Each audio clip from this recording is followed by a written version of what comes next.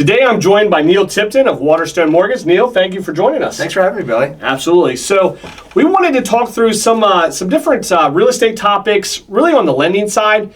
Not necessarily your basic topics of, what are interest rates or different types of loans, but get a little bit more, I guess, in depth on some different topics that I know that, that we face, that you face, that you've brought up, and maybe even some myths that people have about, maybe some misconceptions around, things that they hear, they see. We get so much information, now downloaded, whether it's, via social media, the news, whatever it may be. So really wanted to talk through some different things that I think would be valuable to people that are listening, that are maybe looking to buy, maybe looking to sell, or maybe they're just trying to stay updated with what the real estate market's doing. Sure. So I guess the first one too, because this has been a really hot topic, Neil, about interest rates. So we've heard a lot of different things about, interest rates were really low, then they got really high. Now they're kind of sitting, I guess, what, I would consider probably about average, or I guess normal. But a lot of people think that, when the Fed cuts rates, that should impact interest rates. Could you talk a little bit about the difference between the two? Yeah, absolutely. So we get that question quite a bit, especially with all of the moves that the Federal Reserve has made over the last few months. There's talk of those continuing to occur going into 2025. So whenever we see the Federal Reserve lower their benchmark rate, it's called the federal funds rate, we get invariably calls from our clients thinking that mortgage rates have gone down. And it's really apples and oranges. While those rates move for the same reasons, they're not directly linked to one another. It's just kind of apples and oranges. So things like credit cards, auto loan rates, those are more affected by reductions in the federal funds rate, but really mortgage rates are driven by what happens in the mortgage-backed securities market. It's a little bit more nuanced than that. So just because you see the Federal Reserve lower rates, that doesn't necessarily mean that the Federal Reserve or that mortgage rates are also coming down. The other key differentiator is that mortgage rates change daily, while the Federal Reserve only makes policy decisions. They change their rates maybe once per month when they have their regularly scheduled meetings. Okay. So like over the summer, mortgage rates came down way before the Federal Reserve ever started lowering their Fed funds rate. Sure. So it's kind of already baked into the cake. We'd already seen the improvement in mortgage rates leading up to the Federal Reserve starting their rate cutting cycle. No, that makes a lot of sense. And that, a lot of times too, I guess that we find, when we're talking to, buyers or people that are starting their search, we find out that there's always seems to be a lag of, people think like interest rates are still in the 8s or in the, the high 7s or something like that. And in reality, they'll trickle down or whatever. So would it be fair to say that mortgage interest rates maybe are, I guess maybe a little bit more, there's more of a correlation between like the stock market and the health of the stock market? Is that a better correlation to say? I would say yes, simply because one, they move daily, they both change. Generally, they're going to move in opposite directions. There's an inverse relationship between the two. So when stock prices are going up, that generally means that mortgage rates are also going to be coming down. Okay. No, that's great information. And that's a huge, myth that we hear all the time. The Fed's dropping the rates, interest rates are going down, and all of a sudden, a lot of times we'll actually see interest rates maybe go up, Yeah. So that's good. So kind of going along with the same topic of interest rates, Neil, when is it a good time for somebody to buy or refinance? So there is quickly on a refinance. I know we mainly focus on purchases, Sure. But on refinances, I hear this a lot where people, there's a general rule of thumb that when rates have come down 1% from wherever you're at, that may make sense to refinance. In reality, every situation is different. There's more than just the reason of getting a lower interest rate to refinance. You may be trying to pull equity out of your home to pay for college or repairs around the house, consolidate debt. Strictly for a rate and term refinance, though, it really depends on, I think, more so how much you borrow. Sure. So if you have a lower loan amount, maybe you bought before kind of the run-up in home prices that we've seen, then it's going to take a larger drop in interest rates to see that translate to a greater savings in your monthly payment. Sure. Whereas if you bought maybe more recently or if you have a more expensive house, then it takes a less of a reduction in mortgage rates to save an equivalent amount in dollars each month on your payments. Sure. 0.5% on $1 million house is going to save you a whole lot more money than saving 0.5% on a $200,000 house. Sure. So really, it's like you said, it has to be case by case scenario. you really have to kind of do like a pros and cons or a return on your investment of, does it make sense to do it? Yep. Just looking to see what the closing costs are and then seeing what the time to recoup is. So if it costs you $5,000 to refinance, let's say, and it saves you $100 a month, you'd have to make 50 mortgage payments just to kind of make that money back. Sure. And so if you think you may refinance again or move before that time comes, then it probably doesn't make sense to refinance. Sure. On the purchase side, I would say it's quite not so much tied to interest rates. I think the right time to purchase is when you're ready to purchase. Okay. I would say generally it's going to be sooner rather than later, right. Because interest rates change over time, but generally home prices are going up every year. Sure. And so the sooner you buy now and lock in today's prices, the better. You Sure. don't want to pay more a year from now or 2 years from now while you think you need to save up for a large down payment because you may end up paying significantly more for the same house. Sure. The nice thing about on a purchase is you can always refinance later. So you can buy at today's interest rates, again, assuming that you're ready for your situation. And then if rates do come down in the future, you can always refinance. But again, you've locked in today's prices. You can't go back later and pay less for a house, but you can always go back and refinance down to a lower interest rate. Sure. Yeah, that's kind of what we tell a lot of buyers and sellers, when we get that question, right? When is the right time, or when's the best time, or I'm waiting for this, or I'm waiting for that. And kind of like what we tell people all the time is like the best time is right now if you're ready, right? So because unfortunately nobody has a crystal ball, we really have no idea, rates are coming down, going up. But if you look back historically, you look back even 2 or 3 years ago, the people that purchased 2 or 3 years ago, most of them, if not all of them, have equity now in their house, right? Sure. And you look at even like people that have, purchased 20, 30 years ago.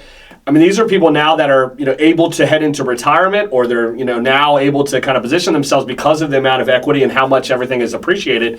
So, you really don't know, but I think there's probably all these other kind of like underlying benefits of home ownership that people don't even realize from like a top standpoint of it. Yes, you're owning versus renting or whatever, but there's tax benefits. There's all kinds of different things that are inside of that benefit of that. So one other interesting thing too, Billy, is that everybody tends to focus on what happened with home prices back in 2008, 2009, when things really pulled back in Sure. a meaningful way.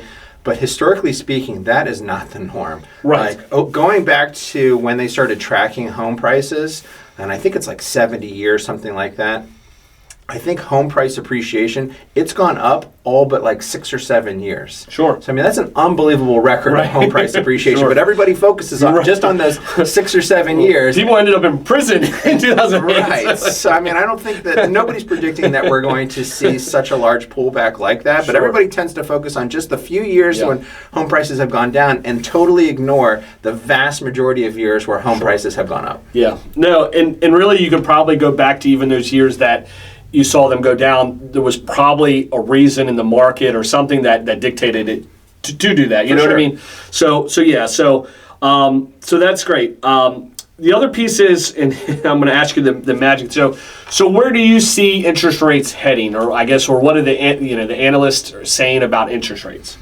Yeah, so we track that. There's a lot of companies and industry organizations that give their projections going into the future. The honest truth is no one knows. Sure. I mean, their whole job is to try to predict where mortgage rates are going to go, and they change and modify their projections pretty much every month. Yeah. So if you believe that they're accurate, though, the most recent data suggests that we're probably going to see a small reduction in 2025 from where we're at today. Sure. And typically, too, would you find it fair to say, like, if you're seeing the market come down, you're probably too late?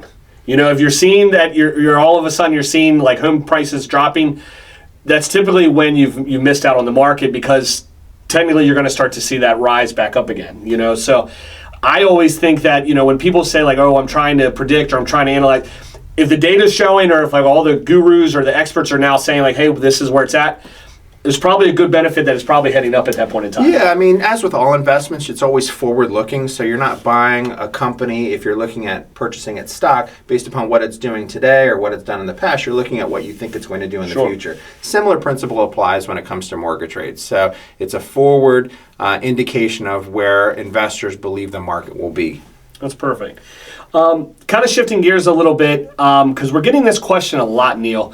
And I know Maryland's done some different thing with some legislation. There's a lot of, changes in laws. I'd say a lot of more flexibility around like auxiliary dwellings. And I think we're seeing it, and let me know what you're seeing, is that we're seeing a lot of kind of multi-generational living, right? So, parents moving in with, children, two families moving in together, whatever it may be. What are you seeing when it comes to, multi-generational living or kind of like a blended, household? Yeah, I think just in society that is becoming a larger trend. These blended multi-generational households. So you've got kids living with their parents.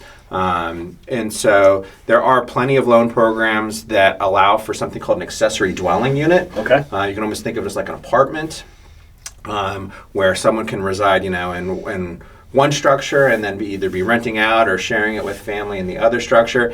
And it's really been helpful in combating the affordability challenge, at least in our area. Sure. Having more than just say one family trying to qualify for a home, we have other people that are also contributing income to the household. Sure. And there's no limit on the number of borrowers that can be on a loan. So we see parents co-signing for kids. We see kids co-signing for parents. Okay. So all of that is definitely possible for sure. Okay.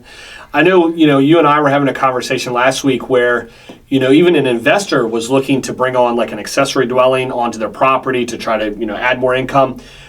Are you seeing people actually want to buy more of those type of properties? I know we get a lot of in-law suites, or even we hear a lot of first level, primary bedrooms and things like that for maybe a parent.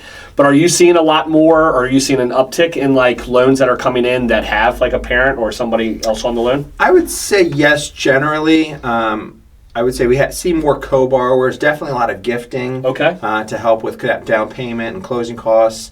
But in our area, unfortunately, there's just not a ton of multi-family properties. Sure. I think if they were more prevalent, then it would certainly be a lot more interest to people, because it is helpful having rental income, or again, a parent or another child that is helping you afford the home. Sure.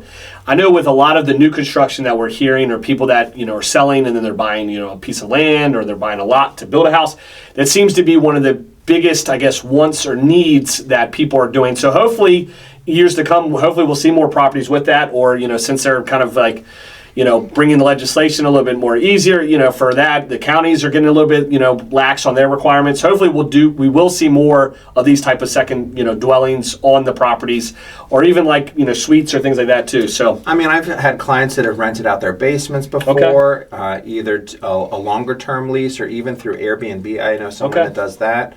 For their basement, and so when they after they purchased, they renovated the home and designed it to be able to work with that functionality. Okay.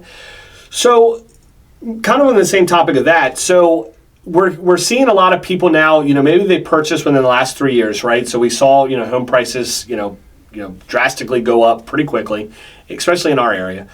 But we're seeing a lot of those people now, they're looking, that was maybe their first home, now they're looking for their second home, right? Or, hey, we purchased a house and maybe we found out that we need a little bit more space. So we're seeing a lot of that. And, with the way the market is right now, we're seeing, or, we're having more conversations around people that are looking at possibly now renting out their primary residence and then moving up into those.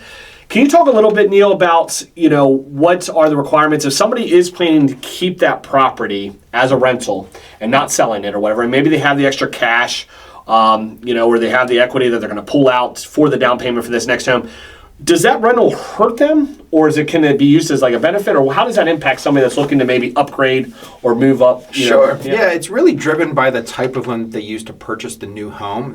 Those guidelines are going to dictate how we treat. It's called the trailing home. Okay. And so there are some loan programs that all you need is just a signed lease with proof that you are in receipt of a security deposit, and then you immediately get credit for 75% of that rental income before you ever have the tenant move into the house. Okay. So that a lot of times that can really go a long way towards offsetting the mortgage payment on that current home. So it ends up not having really a big impact on how much someone is pre-approved for going to purchase their next one. Other loan programs require you to have a history of managing rental property. Some have distance requirements. You have to be moving so far away from the current home in order to count that rental income. So it's really driven by that. So if you're in that situation, I'd always recommend someone reach out and get an answer that's specific to their situation. Sure. Yeah, and I think that goes with almost anything, right? So especially when buying a home, selling a home, it's never a one-size-fits-all process. It really dictates to the borrower, to the seller, to the situation, and really what they want to accomplish, right? Because there might be multiple different directions that they can be guided. It's really just going to come down to what they're most comfortable with, what makes the most sense for them, and then really just having a plan or a strategy to help them get there. So that's great. So we get this a lot, and I know this is going to sound funny, but we get a lot of buyers that come to us and they stress out, right? So they stress out about the process because they've never experienced, right? They're first time home buyer. Yeah. So what are some things that you see like that will blow up a transaction on the buyer side? Like what are some of the things that you want to avoid doing because this is probably going to cost you not being able to buy the house? Yeah, that's a great question. It's something that we talk a lot about, especially in the first meetings that we have with first-time home buyers. Things that everyone would consider kind of no big deal during the course of everyday life. When you're buying a house, if you do one of them, can actually throw a wrench in your plans and create a pretty tough situation. So some of the larger things, obviously changing jobs is always a difficult thing. It's not impossible, but obviously we want to know about it ahead of time and not kind of find out after the fact.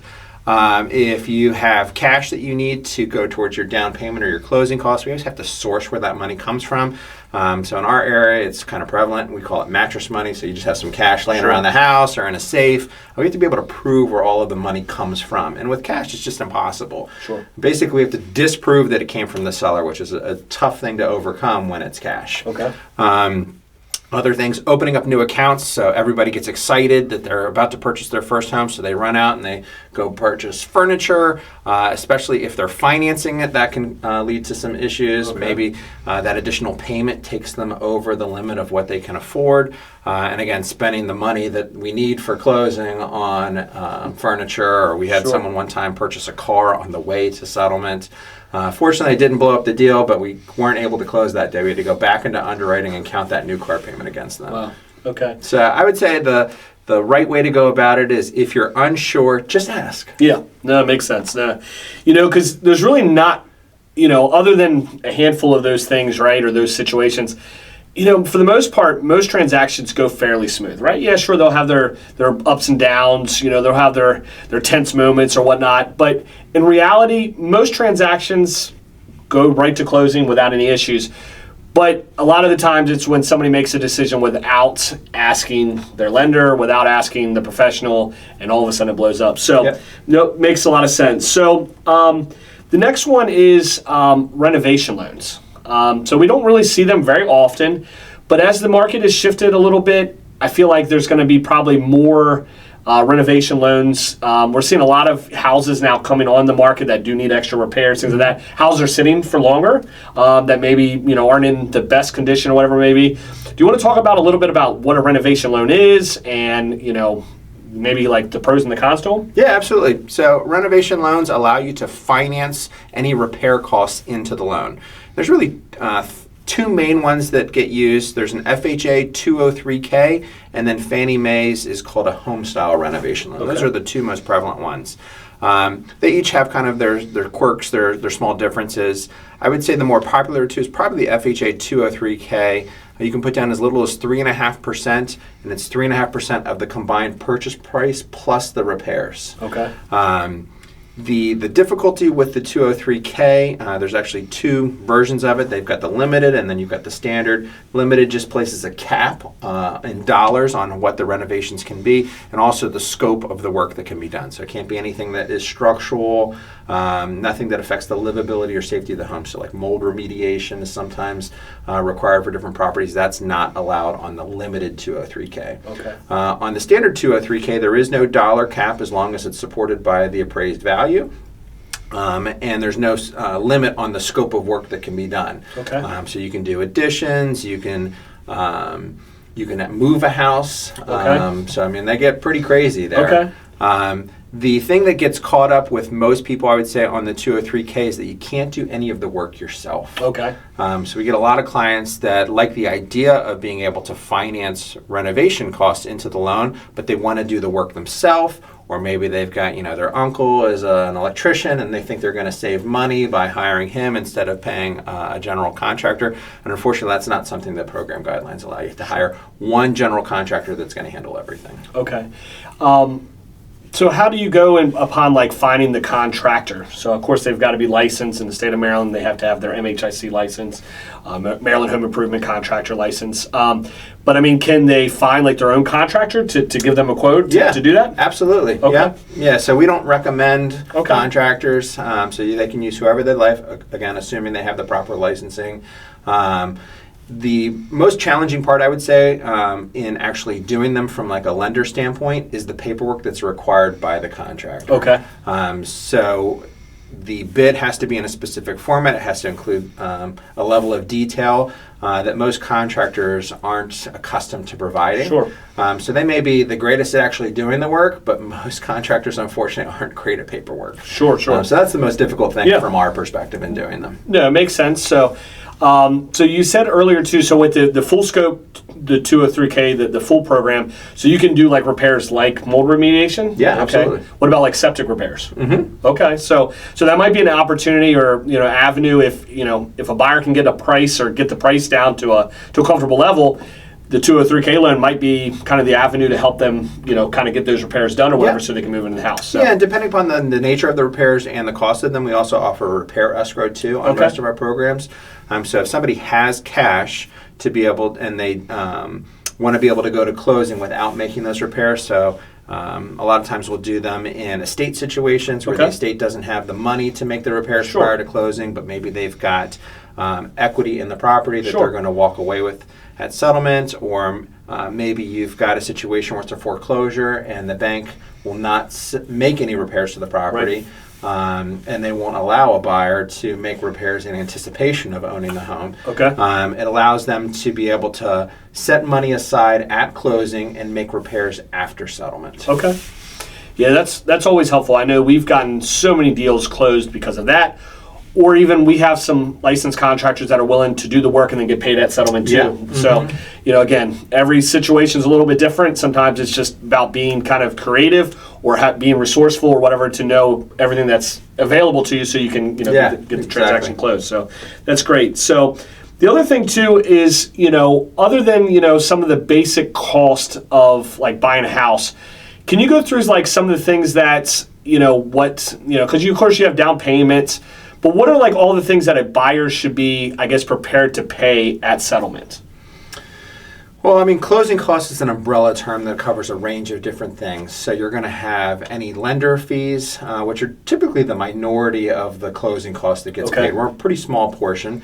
Then you're going to have discount points. You can think of that as prepaid interest. So you're paying money up front to get a lower interest rate for the duration of your loan.